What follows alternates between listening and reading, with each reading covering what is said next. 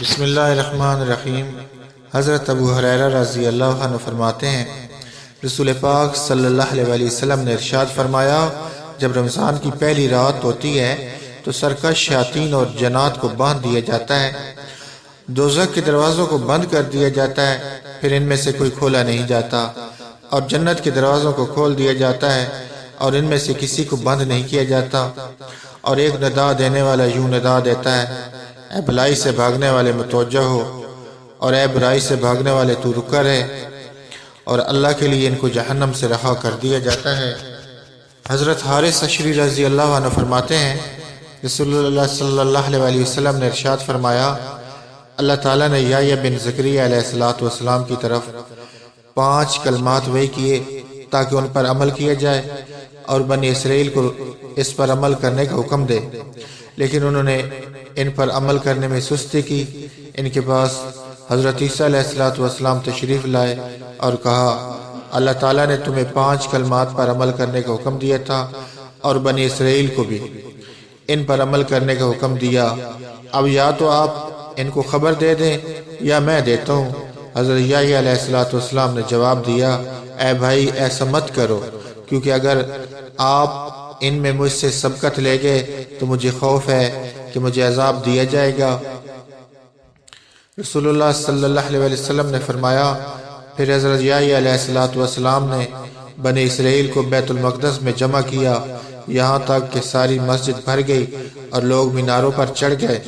پھر انہوں نے بنی اسرائیل کو خطبہ دیا اور فرمایا، اللہ تعالیٰ نے میری طرف 5 کلمات وحی کیے تاکہ میں ان پر عمل کروں اور بنی اسرائیل کو ان پر عمل کرنے کا حکم دوں۔ ان میں سے پہلی بات یہ ہے کہ تم اللہ کے ساتھ کسی کو شریک مت ٹھہراؤ، اور جو شخص اللہ کے ساتھ کسی کو شریک ٹھہراتا ہے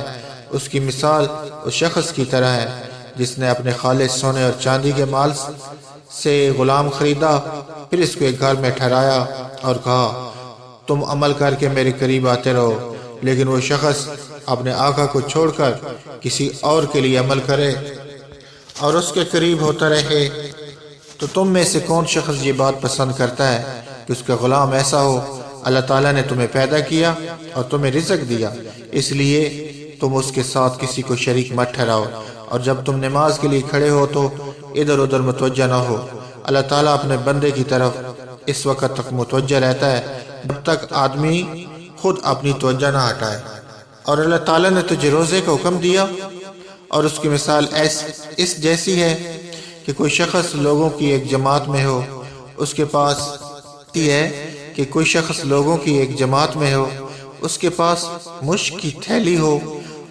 اور سب لوگ اس کی خوشبو حاصل کرنے کی آرزو رکھتے ہوں، اور روزے کی خوشبو مشک کی خوشبو جیسی ہے۔ اس نے تمہیں صدقے کا حکم دیا، اور اس کی مثال ایسے ہے جیسے کہ کسی شخص کو دشمن پکڑ لیں اور اس کے ہاتھ گردن پر باندھ دیں اور بالکل اس کی گردن مارنے ہی لگے ہوں کہ وہ کہنے لگے، کیا تمہارے پاس یہ گنجائش ہے کہ میں تمہیں جان کا کوئی فدیہ دے دوں؟ پھر وہ چھوٹی بڑی سب چیزیں دینا شروع کر دے یہاں تک کہ اس کی جان کا فدیہ ہو جائے، اور اللہ نے تمہیں حکم دیا کہ اس کا کثرت سے ذکر کرو۔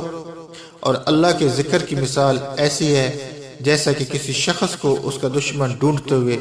اس کے قدموں کے نشانات پر بہت تیزی سے آ رہا ہو، یہاں تک کہ وہ ایک مضبوط قلعے میں پہنچ جائے اور اپنی جان بچائے۔ اسی طرح بندہ اللہ کے ذکر کے ساتھ ہی شیطان سے بچ جاتا ہے۔